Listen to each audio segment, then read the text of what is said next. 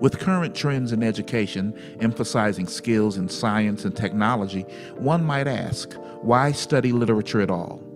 What is the value of literature in a modern-day education? For hundreds of years now, the definition of an educated person has always included the ability to read, understand, and analyze documents in whatever form they might take. Studying literature benefits students in several ways. First, it strengthens your abilities in reading, writing, grammar, and vocabulary, skills that can easily be transferred to other disciplines. Imagine all the other fields of study that require written documents like case studies, medical reports, or legal contracts. Studying literature not only helps you to better understand what others have written, it also develops your ability to analyze and improve those documents. Additionally, the process of writing helps you to organize ideas and catalog your observations so they might be worked on later and shared with others. In some cases, the process can also be used therapeutically to vent emotions and experiences that may be difficult to address in other ways.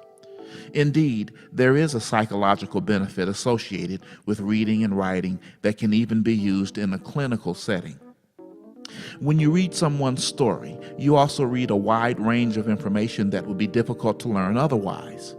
You read about their thought processes or what other characters might be thinking. You read about their surroundings, their culture, and environment. You learn of their background and how past events may have influenced their current situation.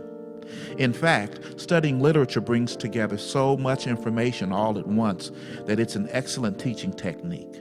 That's why parables and fables are so effective and why poems and songs remain memorable for a lifetime.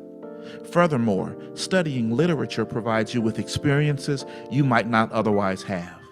When we read about people we don't know, living in places we've never been, with circumstances we've never encountered, we can observe their successes and failures and better develop a philosophy about our own lives, our own trials and triumphs.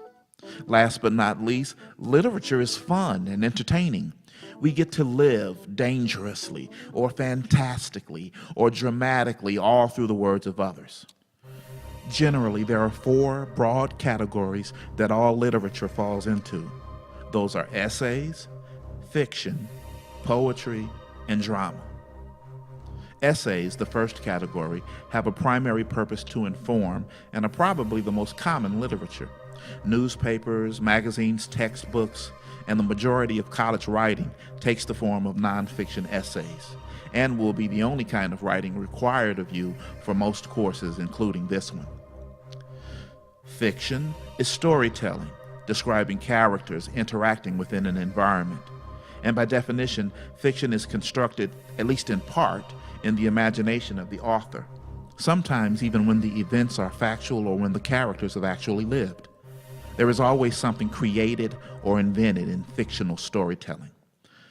Poetry does the same thing as essay and fiction, but presents writing more intensely through the use of style, form, and structure. The form might be something traditional like a sonnet or song lyrics. The form might accentuate rhyme and rhythm. Or the form might be created by the poet only for a single poem. But by playing words against form and structure, poetry can be more concise and emphatic than other literature can be. Drama is literature that is intended to be portrayed and performed before an audience. Therefore, drama is a communal experience meant to be shared with others. We can find the roots of our modern theater in ancient worship services. Often these ceremonies brought individuals together in order to create a sense of community. Even today's movies, TV shows, and video games share a common history with drama and live theater. For this course, we will read several short stories, a sampling of poems, and a couple of play scripts in our investigation of literature. And you will be asked to comment and engage in very specific ways about what you have read.